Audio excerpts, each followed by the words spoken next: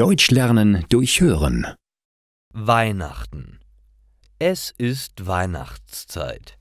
Draußen schneit es bereits. Alle Bäume sind weiß und die Kinder bauen Schneemänner im Garten. Endlich kann man wieder Schlitten fahren gehen. Es sind nur noch wenige Tage bis Heiligabend. Doch ausruhen kann sich Marie nicht. Es gibt noch viel zu tun.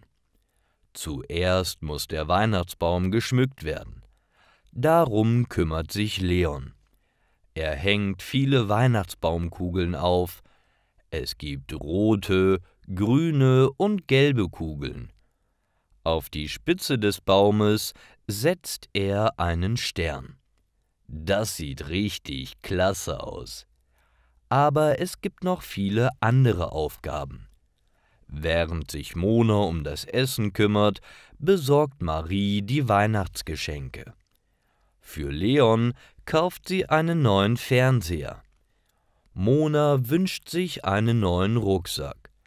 Marie entscheidet sich für ein graues Modell mit roten Streifen.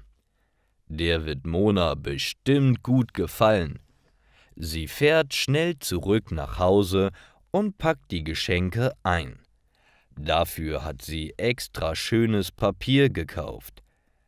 Dann ist es endlich soweit. Es ist Weihnachten. Die 3 Freunde sitzen zusammen am Feuer, trinken Sekt und essen Kekse. Der Weihnachtsbaum ist voller Kerzen und leuchtet wunderschön. Das ist ein echt toller Anblick. Alle freuen sich sehr über ihre Geschenke. Mona zeigt Leon stolz ihre neue Uhr. Die ist echt schick, sagt Leon. Dann wird das Essen gegessen. Es gibt einen leckeren Braten mit Kartoffeln. Das hast du wirklich toll gekocht, sagt Leon. Mona freut sich und bedankt sich bei ihm. Alle sind sehr zufrieden.